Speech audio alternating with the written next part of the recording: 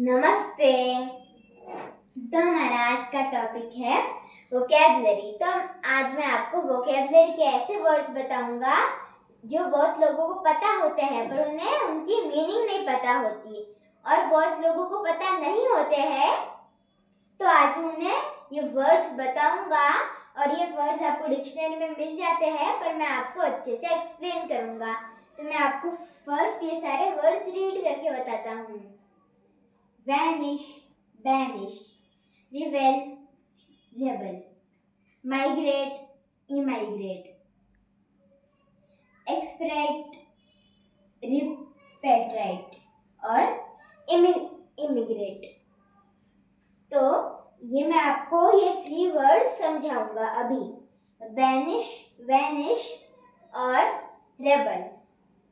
तो सबसे पहले हम बैनिश देखेंगे, और बैनिश और वैनिश आता है, इसके अंदर हमारे प्रोनाउंसिएशन में गलती हो जाती है। अगर हम दोनों को लगातार बोले तो हम बैनिश को गलती से थोड़ा थोड़ा उसके अंदर हम वी का भी साउंड ऐड कर देते हैं। और जो बैनिश होती है, बैनिश जो वर्ड है वो एक वर्ब होती है। तो मैं आपको अभी इसका हिंदी मीनिंग बताता हूँ।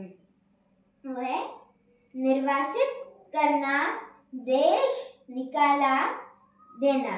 मतलब निकाला का मतलब होता है से निकाल देना। तो इंग्लिश मीनिंग है to send one away from one's country and forbid to come back. तो मैं आपको एक एग्जांपल बताता हूँ। जैसे कि एक आदमी इंडिया में रहता है, ये इंडिया है और ये रशिया है, ये रशिया है। अब मैं आपको पूरा मैप तो बनाकर नहीं दे सकता, तो मैं आपको ऐसे एग्जांपल दे रहा हूँ कि आपको अच्छे से समझ नहीं आ रहे होंगे। मैं आपके लिए बिग बनाकर देता हूँ। मैं ये इंडिया है और ये रशिया है। तो जिसकी इंडिया की जो गवर्नमेंट होती है उसने एक आदमी को लिया, जिसकी एक आदमी है,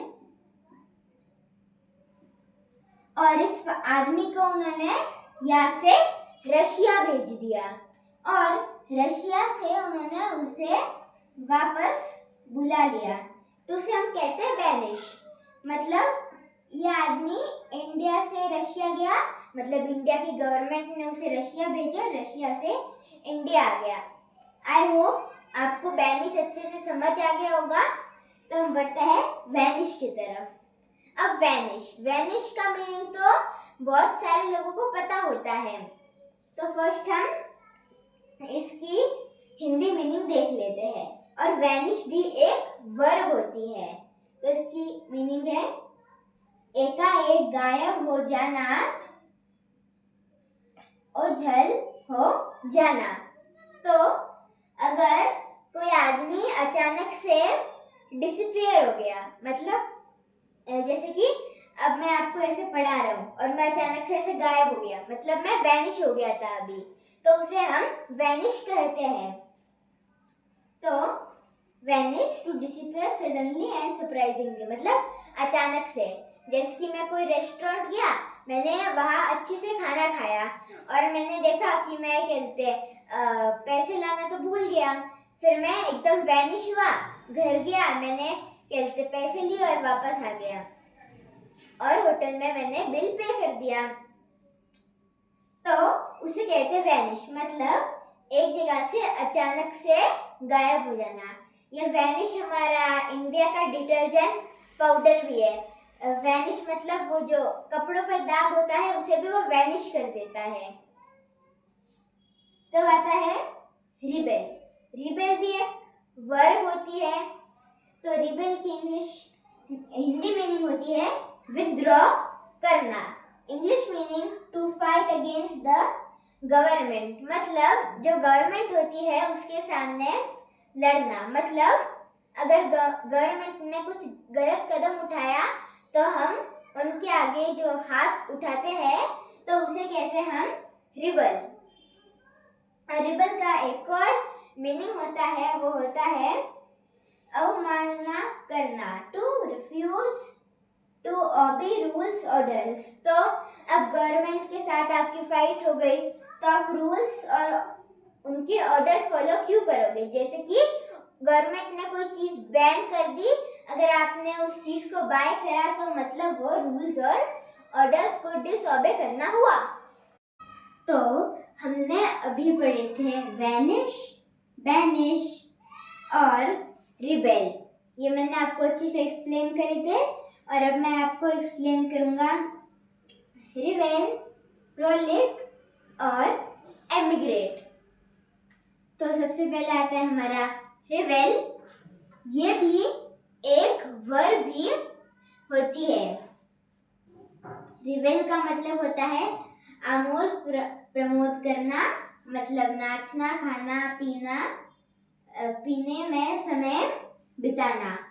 और आमोद प्रमोद करना की जगह हम मौज मस्ती करना भी बोल सकते हैं सिंपल लैंग्वेज के अंदर। तो English meaning to spend time dancing, eating, drinking etcetera. अगर हम कहा किसी की मैरिज में जाते तो वहाँ हम क्या करते? टाइम स्पेंड करते, आराम से खाते पीते और भी बहुत कुछ करते। हम हमारी फैमिली के साथ टाइम भी स्पेंड करते, तो उसे हम रिवेल कहते हैं। फिर आता है फ्रॉलिक। फ्रॉलिक भी एक वर्ब ही है। मैं आपको भी जितने भी वर्ड समझा रहा हूँ उसमें से ज्यादातर वर्ड्स वर्ब ही है। खेल कूद करना, to play in an active happy वे।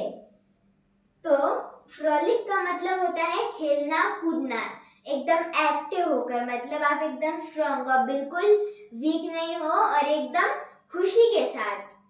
ऐसे नहीं आप एकदम उदास होकर खेल रहे हो, मुझे नहीं खेलना, एकदम वीक होकर। आप जब एक्टिव होकर खेलते हो ना, आपको मजा आता है खेलने में, आप हैप्पी होते हो, तो उसे ही फ्रॉलिक कहते हैं। तो मैं आपको एक एग्जांपल दे देता हूँ, जो एग्जांपल है children were frolicking in the park, मतलब बच्चे पार्क के अंदर खेल रहे थे। फिर आता है एमिग्रेट। एमिग्रेट का मतलब होता है अपने देश को छोड़कर दूसरे देश में बसने के लिए जाना, to live one's country permanently and go to live another one. मतलब जिसकी मैंने एग्जांपल दिया था, मैं आपको उसी से एग्जांपल देता हूँ। जिसकी एक बंदा इंडिया में रहता है और एक नहीं, इस बार रशिया की जगह मैं लिख देता हूँ यूएसए।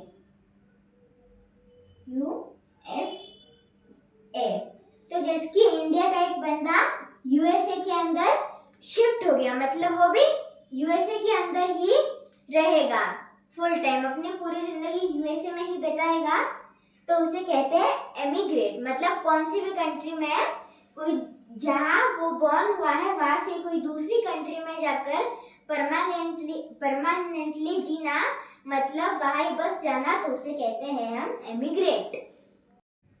तो अब हम मीनिंग समझेंगे इमाइग्रेट का। तो इमाइग्रेट का मीनिंग होता है अपने देश को छोड़कर दूसरे देश में बसने के लिए आना, to come back and live permanently in a country after leaving one's country। तो इसका मीनिंग भी वही है कि अगर मैं इंडिया से यूएस जाता हूँ तो उसे भी हम इमाइग्रेट ही कहते हैं। इसलिए आपने पढ़ लिया होगा, अपने देश को छोड़कर दूसरे देश में बसने के लिए आना। तो फिर हम अब पढ़ेंगे माइग्रेट।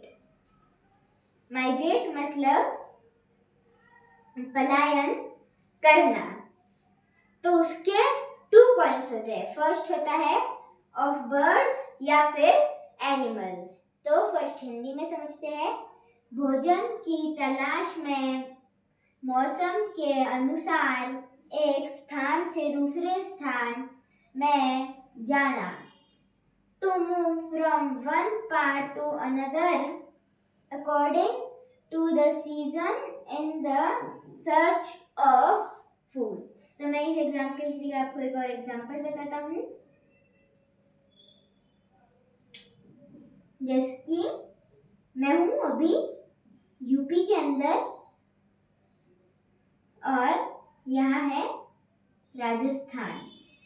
तो अब मुझे कहते हैं फूड के लिए राजस्थान जाना हो, मतलब कोई बर्ड या एनिमल को जाना हो, तो वो फ्लाई करके वहां जाएगा। तो एनिमल्स के लिए एक और होता है, जैसे कि ये फॉरेस्ट ए है और ये फॉरेस्ट बी है। तो ये इस फॉरेस्ट से इस फॉरेस्ट जाएंगे अपने फ्रूट्स लाने या फिर उनके किड्स के लिए फ्रूट्स लाने। फिर आता है ऑफ पीपल, आदमियों के लिए।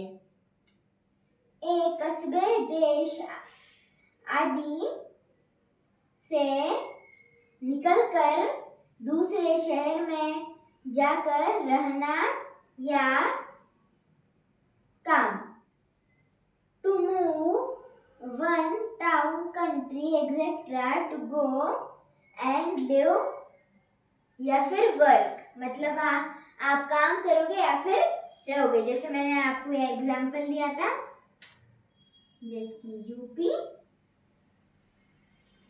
और राजस्थान। अब कोई आदमी कहते हैं एक फॉरेस्ट से एक फॉरेस्ट तो जाएगा नहीं अपने काम या फिर रहने के लिए, तो वो कोई स्टेट से कहा जाएगा या फिर कोई कंट्री से जाएगा। तो हम आर से रशिया मान लेते हैं और यहाँ मैं लिख देता हूँ यूएसए। अगर कोई यूएसए का आदमी को उसे रशिया में जॉब मिली है तो उसे रशिया जाना पड़ेगा उसके वर्क या फिर उसके रहने के लिए।